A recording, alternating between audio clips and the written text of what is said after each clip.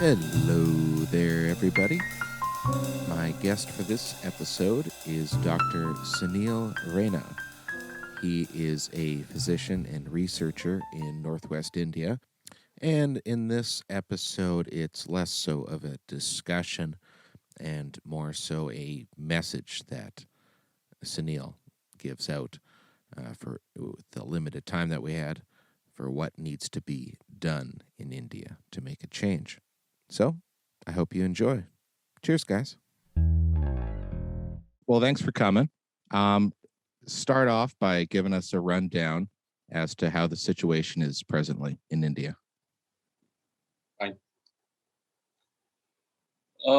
Hello and welcome to everybody, whoever is listening to this. Maybe some parts of the world, it may be the morning. In some parts, it will be an afternoon, and at some parts, it will be the evening. So welcome all, whoever is listening and joining us on this particular podcast. We are here to talk about how India could have dealt with the situation that we are in now and what exactly India needs to be doing from here onwards if they want to get rid of this pandemic or maybe reach ground zero as far as this pandemic is concerned. Before we move on to what we have to specifically speak about, I would just like to say a few things. First and the foremost, the views that are here being expressed by me are my personal views and are not necessarily reflective of my institution or the government that I represent. Beyond that, I would also like to reiterate one basic fundamental point here, that over a period of time now, maybe a week or so, all scientific journals and lay press has been critical of India. Now, being critical of India for not being doing enough as far as this pandemic is concerned is absolutely fine. I don't have issues with that. Because if people are critical, that means we will be able to make amends and do better than that, do better than what we are doing at this point in time. But that criticism has been deprecating, has been not of the highest order. That has been in a very bad taste. It is something that I would not have approved of. Scientific journals, at least, maybe lay press can do this, but scientific journals doing this is not something which is in good taste. Primarily for the fact that not all of us are doing well, not a single country, barring a few small nations across the world. Most of us are in the same boat. Maybe some before us by 3 months or 4 months, and now we are here in this period of time. Maybe someone else will follow us as far as this pandemic is concerned, unless and until we do the right things that all of us are supposed to do, not just India. And another important thing that is very critical to understanding of this pandemic mitigation or reducing the burden of this pandemic is that India is critical to the success that we will have in future as far as this pandemic is concerned.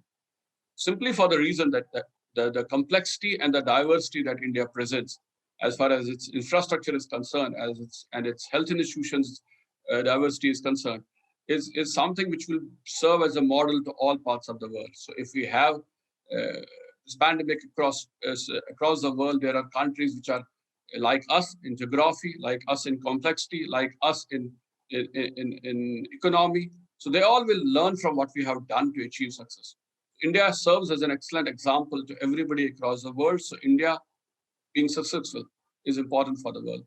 Second, India will also serve the logistic supplies for all other nations that are there in the third world, the underdeveloped economies as we have done in the past. That is something that is available in the public domain now, that India has served the underserved in the crisis in the last 1 year or so. So it's important that India wins, and therefore being critical of India may not be the right way. Helping India will be the right way to deal with this. Because if India wins, all of us win, and this is a global pandemic. So the success of this country or the entire world is important to get rid of this pandemic.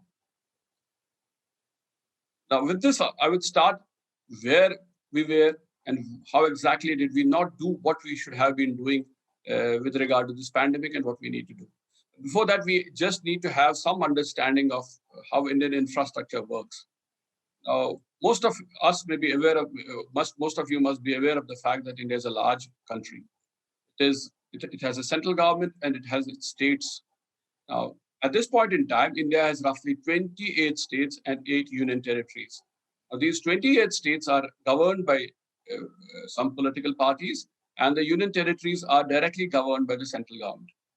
Now, all of these 28 states do not represent the same government which is being represented at the central level, or don't represent the same political party which is represented at the central level. So central government may be representative of one political party, the states may be representing other political parties. And they may be at crossroads as far as their opinions are concerned, as far as their ideology is concerned, which is part of every healthy democracy. And so is that in India. So they may be at crossroads with each other. So that's the infrastructure part of it. Every state is further divided into district administrative units. So every state is further split into districts, and these districts function as administrative units. So if you look at the breakup of the country, there's a country, there are states and UTs, and these states and UTs are further divided into these districts. Every district is administered or is effectively administered by a district magistrate who is an Indian administrative officer who works on that level. The central government, or the government which sits in Delhi at this point in time, looks after internal security, for example, looks after finance, looks after trade, looks after defense. But the state governments do share certain things with the central government, but health is not one of them. So health is essentially a component, or essentially something which is totally under the control of the states, barring a few things. So health is not a central prerogative, it's a state prerogative, barring running of national health programs. So there are an N number of national health programs that are run in this country, which are funded by the central government directly, but rest of everything in the states is run by the state government as far as health is concerned. For example, building up medical colleges, building up secondary or primary care health centers. This is all a part of the state government process. Appointment of doctors, appointment of staff for serving in these health facilities is all a part of the state sector. So this is important to learn, because what we will be illustrating now onwards will be something which is built around these two fundamental things. If we have a central and a state government, and then we have the states and the district administrative units, and health is largely administered by the state government. If you look at what happened in this pandemic, 2020 was something which was very good for India. As far as India was concerned, 2020 was exceptionally good. We saw first of the cases in the middle of February, and we saw some 500 cases by 20th, 22nd of March only. We didn't have huge number of cases. By the end of March, our numbers rose to around 500. But the government at that point in time, the central government at that point in time, was decisive, and it put in a national lockdown in place. That national lockdown was the central national lockdown, and which was effectively put in place for all states to follow. So travels was restricted, schools were closed, but most important to this was the fact that travel from one state to another was almost nil at that point in time once this lockdown was put in place. Over a period of time, the lockdown was moved from part 1 to part 2, and states were allowed to take care of their own situations after some period of time. So initially, what was a centrally administered lockdown was converted into, was allowed to go to the states, and states would run that lockdown on their own on the basis of how feasible, how practical, and how administratively prudent they think that the lockdowns can work. So what did that do was, effectively, till the end of September, we were seeing that the numbers did not rise hugely, and the numbers kept coming in, and we reached we reached the maximum number of cases by the 15th of September. So around 15th of September, we had around 98,000, 99,000 cases. And after 15th of September, the cases started coming down to the level that by February, we were seeing 10,000 to 11,000 of cases, 9 to 11,000 of cases by the first week of February was the one. And that is probably where we missed the bus, or where we did not put in our strong foot and benefit from what we had achieved in last 1 year. So that's where that's what is the main focus of the talk at this point in time. So what happened at that point in time? So once we started seeing a dip in the cases from September onwards till February, 3 or 4 things which were critical to this happened at that point in time. One, and the most important, which I feel was the most important for us, was the fact that we went into more of celebration. We celebrated too early. Before even we had the final win, we started celebrating. And that celebration cost us. And the celebration was at all levels. It was at the level of individuals. It was at the level of institutions, whether they were medical or other institutions. It was at the level of the communities. It was at the level of the governments. Everybody went into a mode of celebration. And that celebration probably cost us dearly. The celebrations at this point in time coincided with two other things that happened at that point in time. So by the end of December, what happened was the government, central government, had literally left controlling the state governments as far as guidelines, SOPs on day-to-day actions that were needed to be taken on this pandemic was left to the state government. So central government said, so it seems that we are winning the race. So let you take the decision, let you take the call on what should be the operating procedures, what should be the guidelines, which should be implemented on a day-to-day basis to control this pandemic. So this is something that started happening at the end of September, October only. As also the fact that schools started opening. And by February, most of the places had their schools open, colleges open, and universities open. Everything started opening by the beginning of February. So at one point in time, the onus of managing the pandemic shifted from the central to the state governments. At the same point in time, state governments opened up everything, whether it was the offices, the colleges, the schools, the infrastructure activities, other economic activities, everything started opening up. Unfortunately, at that point in time, we did not realize that our numbers had stabilized. Numbers were not falling down consistently. So if we are seeing on the 7th of February, if we're seeing around 9,000 cases, on the 10th of February, we're seeing around 10,000 cases. So we are not seeing a continuous drop as we had been seeing in the month of January or in the month of December.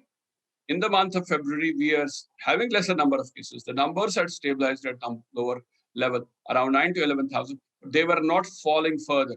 So that's where we probably committed a scientific error. So we didn't see that the numbers were not falling, but stabilizing. And that stabilization to us, we saw that as winning and not as something which should have concerned us more, that we were not stabilizing at that point in time.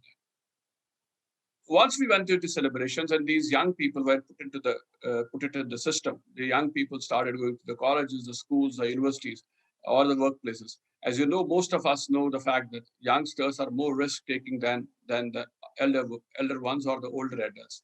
So most of these youngsters, what they did was that when they went out, because of the fact that they were in the celebratory mode of the fact that we have been winning this battle now, so most of them dropped their guard.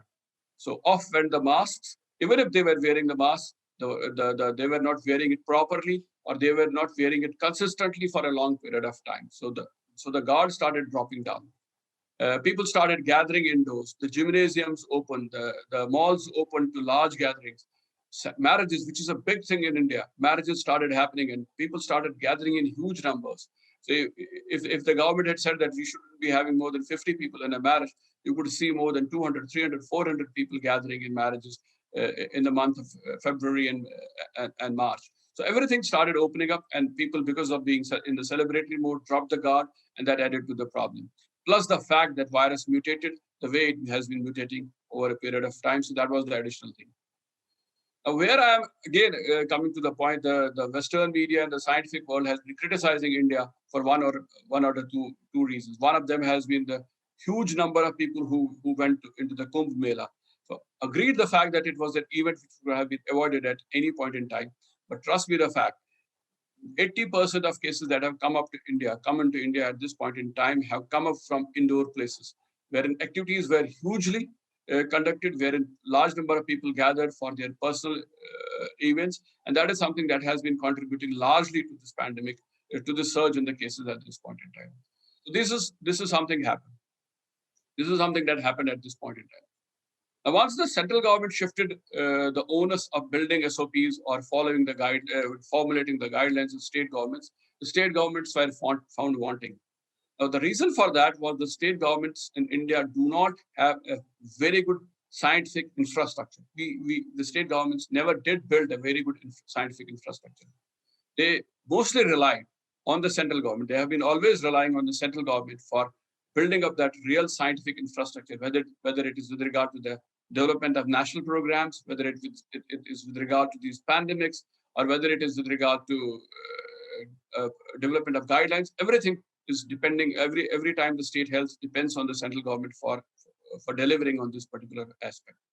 But because the shift had gone to the state governments were found wanting on this particular aspect. So they didn't have a good enough scientific infrastructure to develop their own guidelines or develop sustainable guidelines which were tailored to their own needs. As I keep saying, India is a country with huge diversity. So even if you go at this point in time in India, in some parts of India, it may be a temperature of around 40, 42 degrees. In some parts of India, it may be around 15, 16, 17 degrees temperature. Such is the diversity India does have. And tailoring the various SOPs or guidelines to our local population should have been the onus that state government should have taken. But as I said, because of the fact that they didn't have the scientific infrastructure to deal with that, so they were found wanting in that.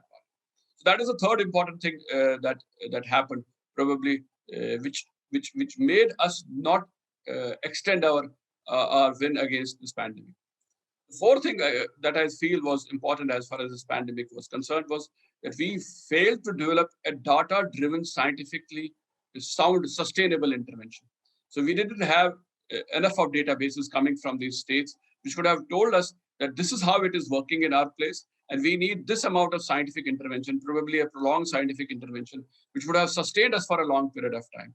So as I said, we went to the celebrations, everything else went for the toss, and we didn't take care of the data that was coming at this point in time from the states. So maybe some states, when the numbers were around 9 to 11,000, some states were still registering new cases. The hospitals were still seeing patients of acute respiratory infection. The hospitals were still seeing deaths because of acute respiratory infections, but the data was not put into a system which would have given us a sustainable scientific intervention for a long period of time. These 3 or 4 things is something that may have put us a step back as far as fighting this pandemic is concerned. And this all happened in between maybe from December onwards to March, and this all happened together at the same point in time. And once we started realizing that our numbers are increasing, we were in the midst of it, and we saw a huge surge in the pandemic. Now, once we started seeing the surge, it almost became uncontrollable in a sense that we again followed the system that we had developed over the last 3-4 months, wherein the states were supposed to take the responsibility of health. They were supposed to take the responsibility of developing SOPs and guidelines. And as I said, the states were found wanting previously, they were found wanting even now. So the states were not in a position to take care of the smaller epidemics that were happening within their geographic areas and contributing to the larger control of the pandemic that was happening at the entire nation level at this point in time. So what should India have done? What should have been the actions that India should have done, or what should be the actions India should be taking now if they want to control this pandemic? If you look at this pandemic at this point in time, there are 2 things that are concerning everybody across country at this moment. One is what is being seen as the shortage of supplies. So one is, for example, shortage of ventilators, shortage of oxygen, shortage of medical medicines. This is something which is hugely being seen and perceived as of paramount importance across the country as also the world at this point in time.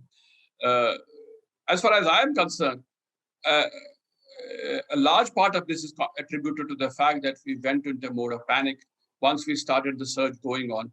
At the speed it went, as the numbers started increasing, people went into mode of panic, and people started buying things in advance to prevent themselves from a future collapse that could have happened, as also the fact that we had certain deaths which happened in our vicinity. So that would again have brought in the panic. But the other fact is that when you have a pandemic of this magnitude, every time the supplies will fall short. So unless and until the numbers will drop, the pandemic will keep rising and the numbers will keep rising. Whatever the amount of supplies that you have, whether it is oxygen or medical equipment or others, they will fall short. So the key at this point in time is to manage both of these things. One is to take care of the short-term measures which are required to take care of the supplies, the oxygen, the medicine, and at the same point in time, try to drop down the numbers, reduce the numbers. Because if we reduce the numbers, the supplies will seem adequate. Otherwise, even if we increase the supplies, the numbers won't. If the numbers increase, the supplies will always seem short. So, what does India need to do to control the situation at hand at this point in time? One is something that I suggest is that India needs to build a national command center at this point in time. So the national command center should be under the central government, and central government should be developing SOPs, guidelines tailored to each state, and forwarding these SOPs, guidelines to the states on individual basis. So this is your state, this is how you are doing. So these are the SOPs or the guidelines you should be following over a period of time. Each national command should be in direct contact or in close contact with the state command. So every state, these 28 states and eight union territories, should have a state command of their own. That state command should be on talk with the national command on a weekly basis. So it should be a two-way process wherein the state command is able to tell the national command that these are the problems that we are facing, whether it's the logistics or whether it's the numbers, whether it's the data, these are the problems that we are facing. Please help us develop solutions which are tailor-made to our situation, so to our geography. So we have to have a national command, we have to have a state command, and we have to have war rooms. And these war rooms should be at the lowest administrative unit. So if we have a district as the administrative unit, we should have a war room at the lowest administrative unit. So a district should control a war room or maybe more than one war rooms. So if you look at if you look at the Indian infrastructure, there are roughly some 700 districts, 718 district units or 718 districts across the country, and roughly 600 medical colleges in this country. 600 medical schools and 700 districts. So every medical school can be a part of these war rooms. So every medical school can contribute to these war rooms at the district level. So the district should take, these war rooms should take care of the entire district, being provided facilities by the medical colleges or the medical schools associated with them, or digitally placed at some other place. So one medical school should be in effect dealing with one war room. So the war rooms have to be there. The state command has to be there. The district command has to be there. Now, once we have established the war rooms, we need to define the active zones, or we need to identify the areas which are doing badly and the areas which are doing better than other areas. So if you look at the country at this point in time, 180 out of these 718 districts have not been reporting a new case for last 7 days. So past 1 week, 180 districts have not been reporting a case. So we need to take care of these 180 districts. So they are our potential green zones, and these green zones should be taken care of. So maybe increase our vigil around these green zones, increase our vigil around these 180 districts, and not let infection go into these, and establish and develop these green zones. Rest of the districts can be taken up as red or yellow zones and start our interventions in these zones once we define them as action zones. And once we define these as action zones, our restrictions should start. And restrictions need to be stringent and for a sustained period of time. What I suggest is that we should have a 4 to 5 weeks stringent restrictions in these action zones or those zones which are reporting high number of cases. I'm averse to using the word lockdown in India at this point in time, because if you talk of lockdown, the central government or most of the governments don't like the word lockdown. So instead of using the word lockdown, we should go for the word restrictions. So place stringent restrictions in these districts which are showing high number of cases.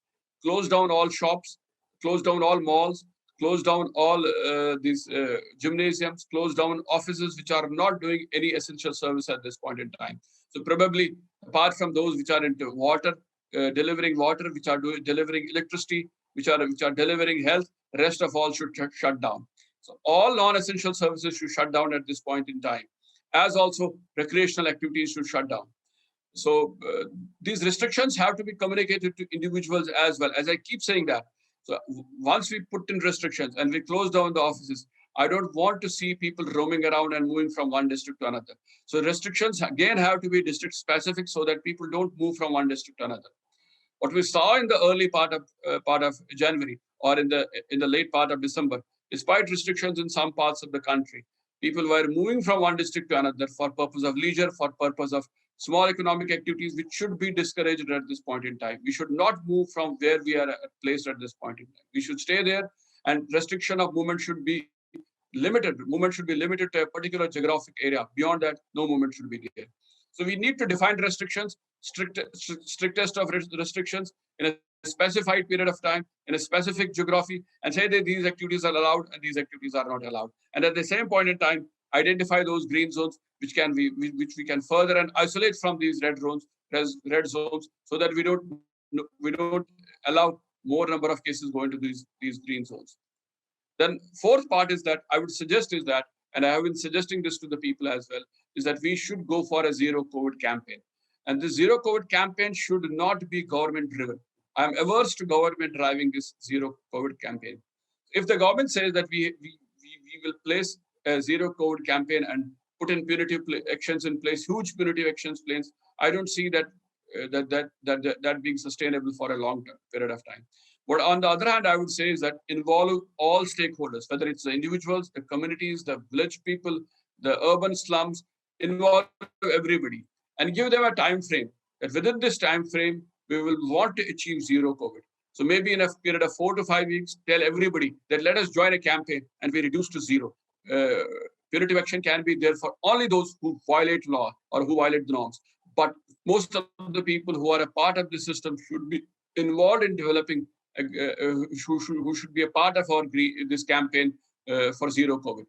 At the same point in time, when we are doing the zero COVID campaign, we should ensure livelihoods. And if we are able to ensure livelihoods, we have a chance of having a sustainable intervention for a long period of time. Why people are not getting into zero COVID or why people are not being a part of the zero COVID campaign is because people fear losing lives. So if I speak to a shopkeeper, I tell them that I'm shutting down your shop for next 5 weeks or 4 weeks, and you don't have anything to earn. He will say, let me die of corona. I don't want to die of hunger. So hunger is something that drives people into not following rules, not following regulations. So unless and until we involve them all, ensure some means of livelihood to them, and then think of a zero COVID campaign, will be more successful. So getting them into the fold, involving them as a stakeholder, then only we will be able to be successful. The fifth is having an update on the data that is coming to us. We need to be constantly updated of the type of data that is coming to us. And I would suggest the government develop expert committees at the state level and then at the district level who talk to the people on a daily basis. So every day at the district level, there should be a formal or an informal chat with the media people wherein they talk of data, raw data. So this is the number of cases that we are seeing. The numbers are falling, or this is the number of cases we are seeing and the numbers are rising. So we need to be more stricter. We need to be more vigilant. Having an informed community is going to ensure the fact that the community is a part of your process. If we are not going to inform the community, there are higher chances that they will drive away from us. So develop a system wherein we are able to talk to the community on a daily basis, build a team of experts, as also the administrative people, and talk to the media people on a daily basis, talk to the people on a daily basis, and communicate to them in a transparent manner as to what is happening. This is something that at this point in time, medical schools are doing. So what these medical schools are doing, that on a daily basis, they are informing the attendants of their patients who are admitted with COVID-19 in their hospital. So they are generally telling them of the exact situation that these patients are facing in their wards at this point in time. So this is something that every state unit, every district unit needs to replicate and communicate to the people on a daily basis. Now, the sixth thing that India needs to do is go for an active case finding. I would suggest that the government should not, or the people should not go for active case finding in action zones or the zones which are seeing high number of cases. Because if we go for active case finding, the amount of tests that will be required to conduct once we find people suffering from acute respiratory infection will run in huge. So if you look at the numbers that we are doing at this point in time, we are doing roughly 20 lakhs or 0.2 million, 2 million tests in a day at this point in time. So if we're going for active cases and this number rises again, it goes to 20 to 50 lakhs, we will need to ensure that more number of cases have to be isolated, more number of cases have to be quarantined. And we will also need to rapidly report on the tests that are being conducted. So if I am taking a sample today, I will have to ensure the fact that the report comes by the evening, which is difficult once the number goes up.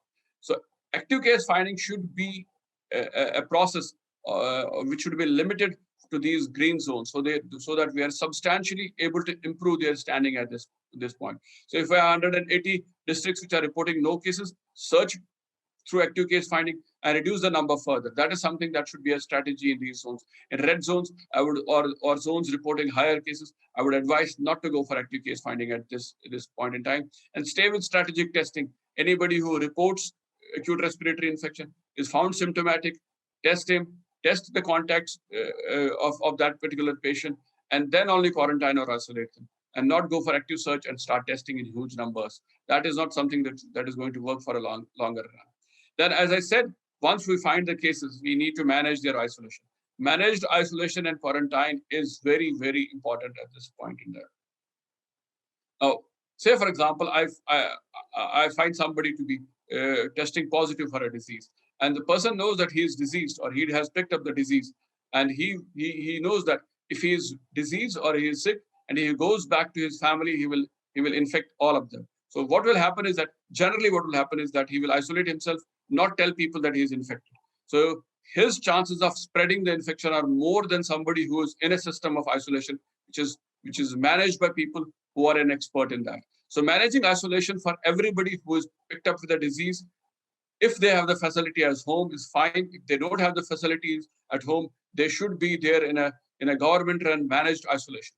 As also the people who have come in contact with these patients, they should be isolated at home. They should be quarantined at home if they have the facilities to do that. If they don't have the facilities to do that, they should be quarantined in a separate facility. Now, some states are doing exceptionally well as far as this is concerned. State of Himachal Pradesh yesterday opened up huge facilities for picking up patients and putting them in isolation. So there are religious places which were previously being used for religious congregations, for religious ceremonies. They have been opened up and converted into these isolation and quarantine facilities, which can house a huge number of people. So that is something every state needs to do. And this is something that needs to be a part of our SOP guidelines. So open up these large places which have better ventilation facilities, which are largely open from all sides. They just provide a roof and build those isolation facilities and quarantine facilities in these centers so that lesser number of people are made to stay in home with the infection, or made to stay in home and pass it to others. So managed isolation and quarantine is important. Now, another factor that I always say is we need to have virus monitors. And this is something India did very well in the first part of the pandemic. Every village or every ward of an urban center, and every village in a village at the village level, the pradhans, the in charge, the ward members, they were responsible for reporting any new entrant in that ward or that village. So, for example, if somebody comes from another state and he comes into my state and goes to live in a village, the village in charge, the village pradhan, was supposed to report this to the health authority.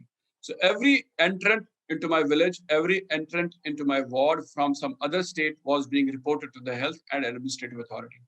That would ensure their home quarantine, and if there was not home quarantine, that would ensure that they were put in a managed quarantine. So this is something that needs to be replicated again, building these virus monitors who identify people who have come from outside and may be carrying infection, and that so that effective quarantine can be carried out.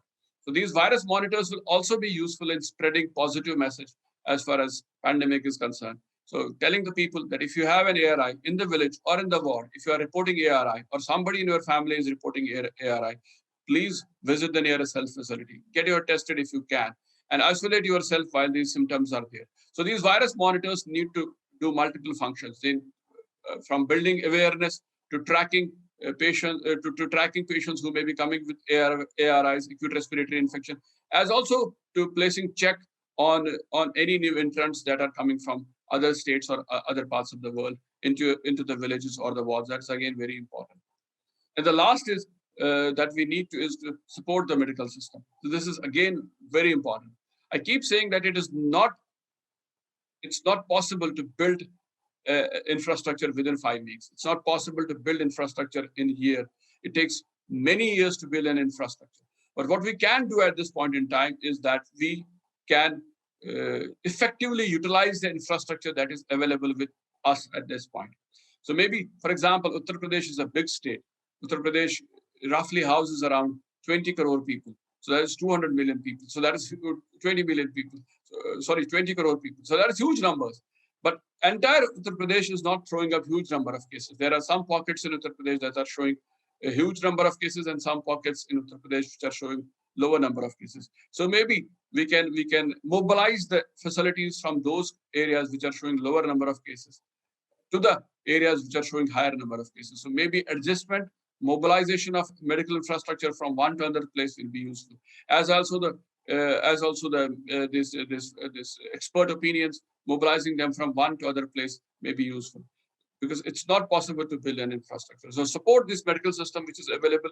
So one may support the other, one state may support the other state, one district may support the other state, and build a collective medical infrastructure that is going to take care of this pandemic. And lastly, I would say that this pandemic is global. The actions have to be global. It cannot be restricted to one country. Even if we get it out of Europe, for example, even if we get it out of America, or even if we get it out of other parts of the world, and if it continues to smolder in Africa, for example, the poorer nations of the country of the world, it may flare up again and again. And it is not just about this pandemic.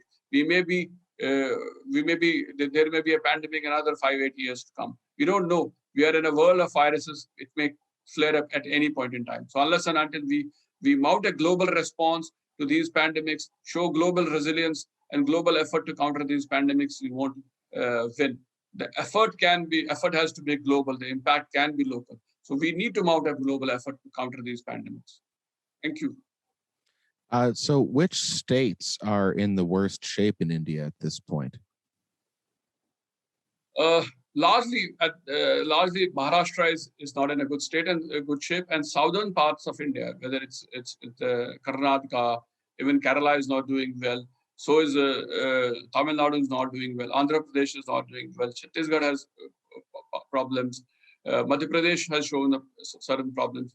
But largely, we look at southern parts. Southern India is not doing well, as also Maharashtra. Delhi is also not doing very well. But over a period of time, Maharashtra has been doing better. Maharashtra has started reducing numbers as well as case fatality. Maharashtra never registered high case fatality despite having high numbers. Maharashtra is doing much better at this point in time than others. But the northern part, if you look at the northern part of India, northern part, Punjab is in a slight bad shape. But if you go northeast is doing very well. Bihar is not as bad as we expected. So is UP. UP is not again as bad as we expected. As we are expecting the surge to go in huge numbers in Bihar and UP, we are not seeing that amount of surge in Bihar and UP. West Bengal is seeing some surge, but the northeast is still under control. It's not seeing a large part of it. It is not seeing a surge at this point in time. So you mentioned that the northeast isn't doing too bad. Is there a chance that it could spread really fast into the northeast and into Bangladesh and cause huge surges there? Somehow I'm convinced the northeast will do better, will continue to do better. That's what history has shown us. If you look at all the pandemics or epidemics that have happened in India, northeast has done relatively better than other parts of India. If you look at the Spanish flu, for example, we have two simple examples of large pandemics that have happened in India. One is the Spanish flu, and then there is this 2020 phase of the current pandemic. If you look at Spanish flu, it started again in Bombay, the erstwhile Bombay at that point in time. Bombay was the province at that point in time, spread to south, and it moved to western parts of Western India, Western province. Then it was the Western province, which included Punjab, adjoining parts of what is now Pakistan. It also went to the Bangladesh and the West Bengal part of it. What is West Bengal now was the Bangladesh.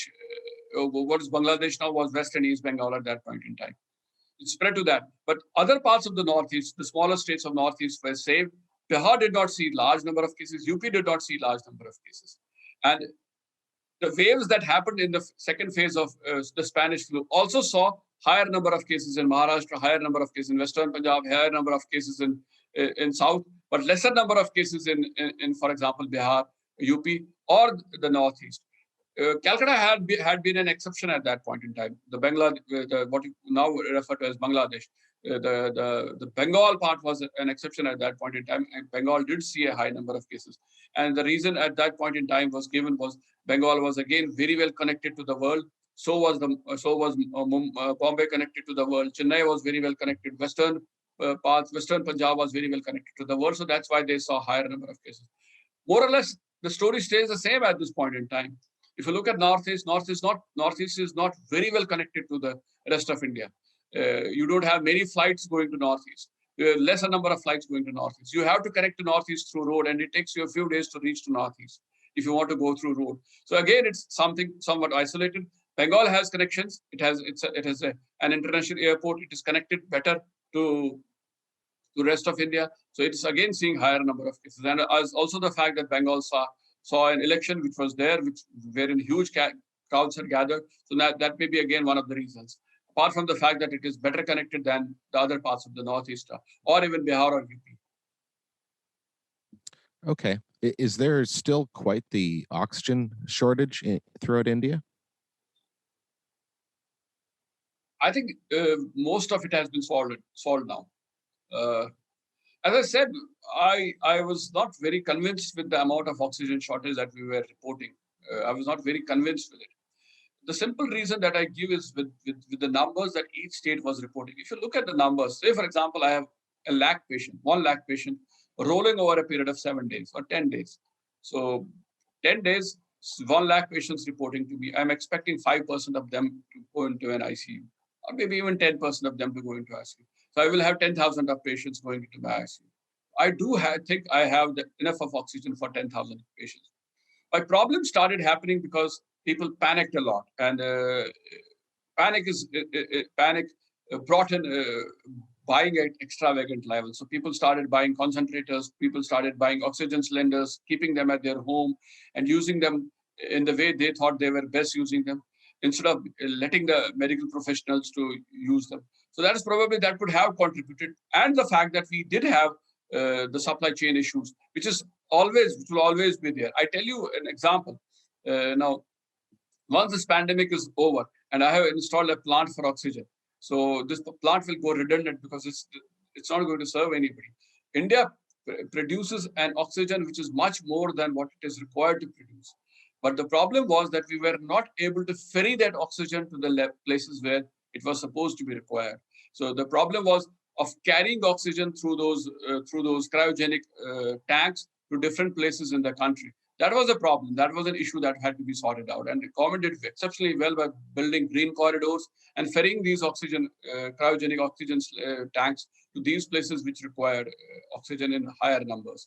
But as I keep saying, if your numbers go high, whatever your supply it will fall short. So the key will be to reduce the numbers. This is something that is critical to understanding of this pandemic. Best of countries, if you look at most developed nations with best of infrastructure as far as health is concerned, they also have suffered.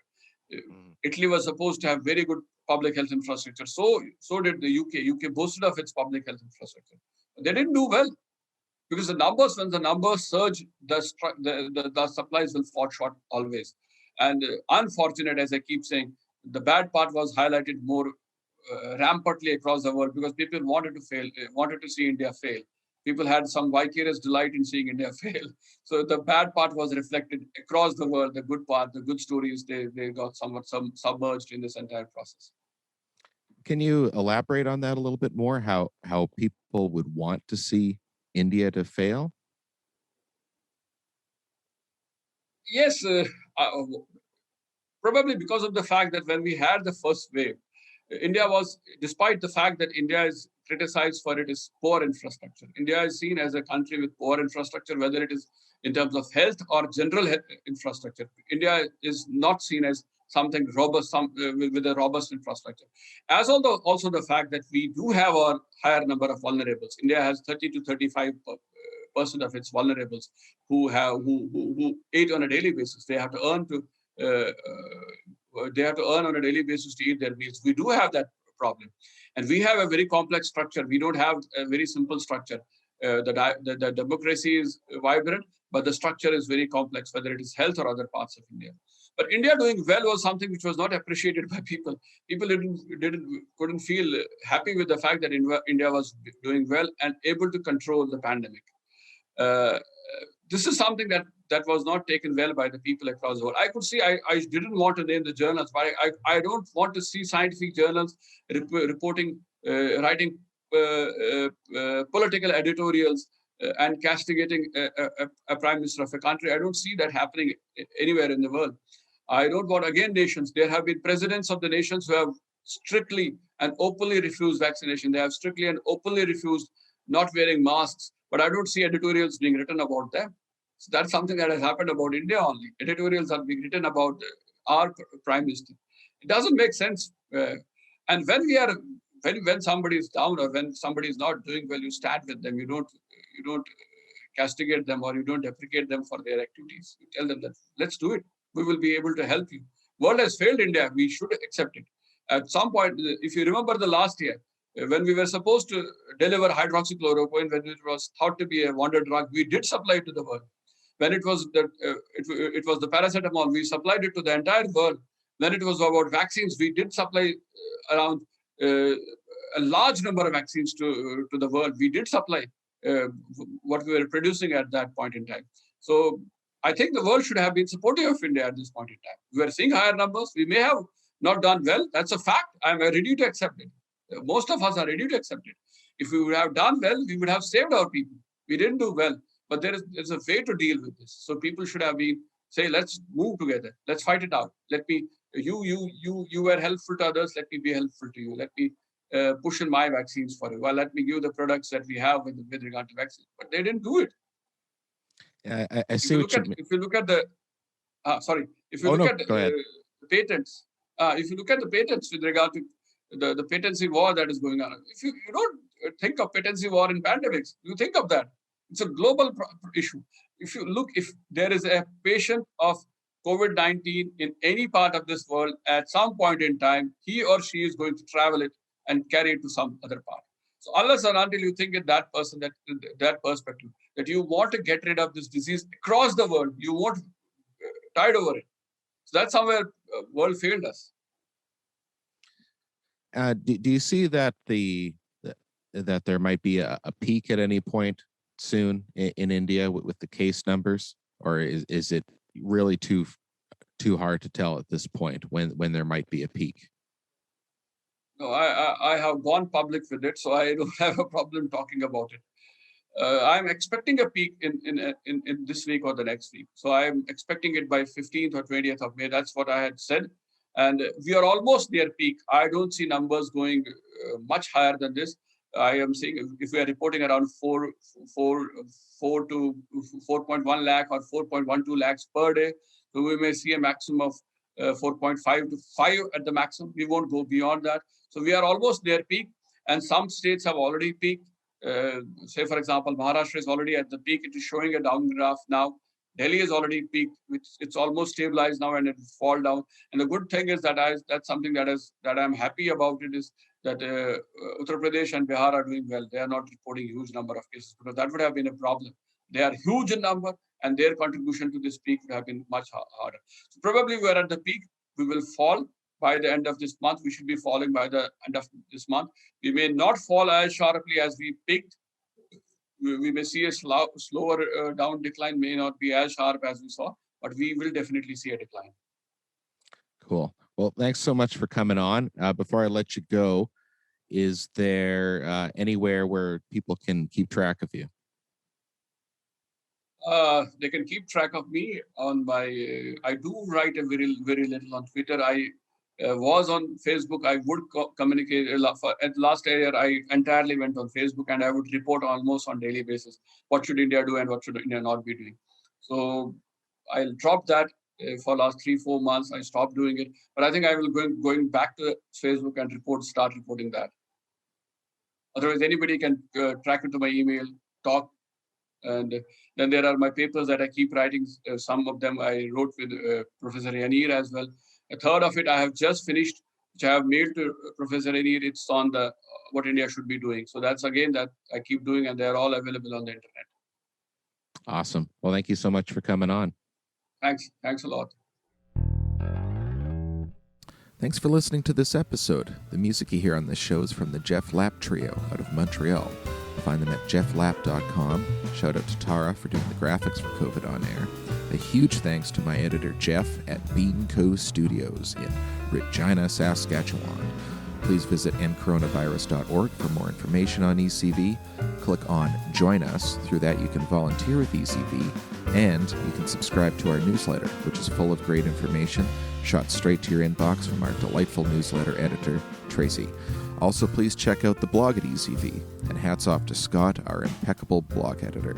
You can find ECV on Facebook and Instagram and on Twitter at NCovid19. You can find me on Twitter at Mr. Farden. It's at MRFARDEN. Until next time.